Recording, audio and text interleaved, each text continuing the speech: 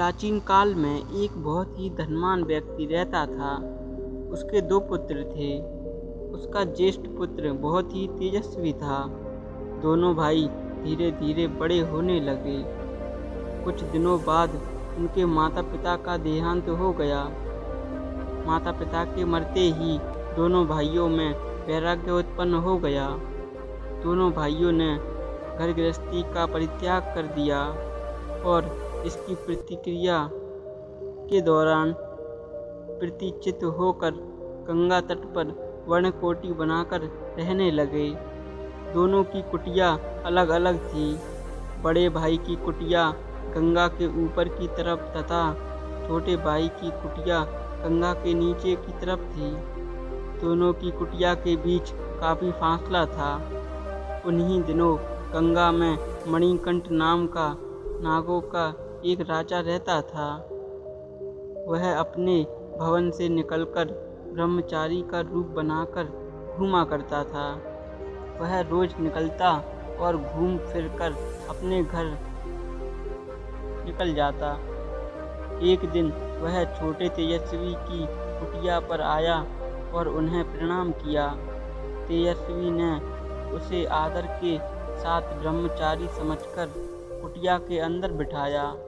उन्होंने एक दूसरे का हालचाल पूछा, आपस में वार्तालाप की और कुछ देर बाद नागराज विदा लेकर वहां से चला गया। दूसरे दिन वह फिर आया, थोड़ी देर वार्तालाप किया और फिर चला गया। इस प्रकार दोनों में प्रकारता बढ़ती गई और वह रोज आने लगा। दोनों एक दूसरे के अच्छे मित्र बन चुके थे। इसलिए अब नागराज निर्भयतापूर्ण अपने फन निकालकर उससे लिपट जाता। फन उसके ऊपर छत्र की तरह लहरा देता। इस प्रकार वह अपने स्नेह का इजहार करता। तेजस्वी को उसके इस रूप से डर लगने लगा। डर के मारे वह सही से खाना पीना भी नहीं खा पा रहा था। वह बहुत दुबला पतला होने लगा। दुर्बलता के कारण उसका शरीर काला पड़ने लगा। उसकी आंतें सड़कर पेट में चिपकने लगीं। उसका चेहरा एकदम कुरूप हो गया था। एक दिन टहलता हुआ वह अपने बड़े भाई के पास गया। बड़े भाई ने अपने छोटे भाई की यह दशा देखकर उससे पूछा, तात, तू इतना दुबला क्यों हो रहा है? क्या कोई रोग लग गया है तुझे? तेरी शरीर की दशा बड़ी ही बुरी हो गई है। क्या कारण है इसका? छोटे भाई ने बताया, तात, मेरे पास नागराज ने रोज तेजस्वी के रूप में आना शुरू कर दिया है। वार्तालाप होने लगी और विश्वास बढ़ने लगा। अब वह रोज आने लगा। अब वह जाते समय अपने असली रूप में आकर मेरे शरीर से लिपट जाता है और फन को मेरे सिर के ऊपर लहराने लगता है। मेरा बुरा तो कुछ नहीं करता, किंतु उसके भय से मेरा खाना पीना हराम हो गया है। मैं उसके डर के मारे सूखता जा रहा हूँ। बड़े भाई ने पूछा कि क्या उसका आना तुम्हें अच्छा लगता है? छोटे ने कहा, नहीं।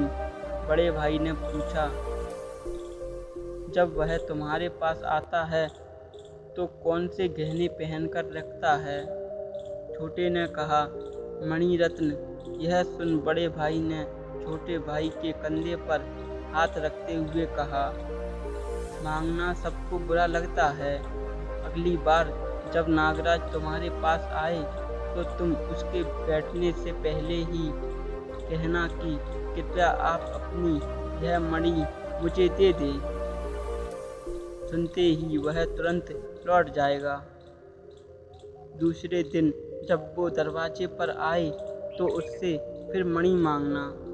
तीसरे दिन जैसे ही वह जल से बाहर निकले उससे मणि मांगना। वह मणि मांगने से तंग आकर तेरे पास आना बंद कर देगा। जो आज्ञा। यह कहकर छोटे भाई ने बड़े भाई का अभिवादन किया तथा अपनी कुटिया में वापस लौट गया।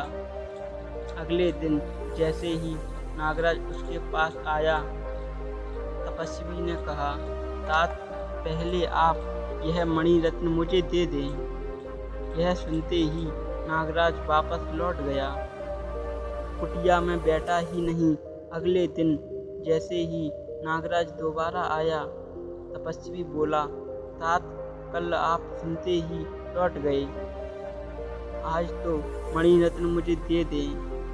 नागराज आश्रम में प्रवेश किए बिना ही वहां से लौट गया। तीसरे दिन तपस्वी नदी के किनारे खड़ा इंतजार करता रहा। जैसे ही नागराज ने जल से बाहर निकलने के लिए सिर बाहर निकाला, तपस्वी ने कहा, तात, आज तो तीसरा दिन है। मैं 3 दिनों से आपसे मणि रत्न मांग रहा हूँ, आज तो दे ही दीजिए। नागराज पानी में खड़े खड़े बोला, तात, इस मणि रत्न के प्रभाव से ही मुझे बहुत सारे ऐश्वर्य की प्राप्ति होती है। तुमने याचना करने की हद कर दी। तेरी यह याचना मुझे उसी प्रकार लग रही है जैसे कोई युवक पत्थर पर तेज हुई तलवार लेकर किसी को मारने हेतु डराए। तेरा मणि मांगना मुझे दुख देता है। मैं यह मणि तुझे नहीं दे सकता।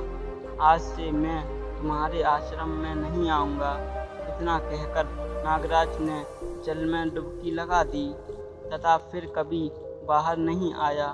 एक दिन अपने छोटे भाई का हालचाल जानने ज्येष्ठ तपस्वी अपने छोटे भाई की कुटिया में आया। अपने छोटे भाई को स्वस्थ देखकर उसे बड़ी प्रसन्नता हुई। उसने कहा, तात, तुमने देखा, किसी से भी उसकी प्रिय चीज मांगने पर उसे मांगने वाले के प्रति द्वेष पैदा होता है। नागराज 7 रत्नों से परिपूर्ण है। धन की उसके पास कोई कमी नहीं, लेकिन उसे भी अपनी प्रिय चीज मांगने पर अप्रिय लगी। कोई भी इंसान मांगने वाले को पसंद नहीं करता। कोई भी यह नहीं चाहता कि उसकी प्रिय वस्तुएं उससे मांगी जाएं। इसलिए अनचाहे और बुरे लोगों से छुटकारा पाने का सबसे अच्छा तरीका यही है कि उन लोगों से उनकी प्रिय वस्तुओं को मांगना शुरू कर दो और फिर वो खुद धीरे धीरे आपसे अपनी दूरी बढ़ाना शुरू कर देंगे। दोस्तों, अगर आपको ऐसी ही वीडियो अच्छी लगती हैं तो हमारे चैनल को सब्सक्राइब जरूर करें, जिससे हमें और अच्छे से मेहनत करने के लिए मोटिवेशन मिलता है।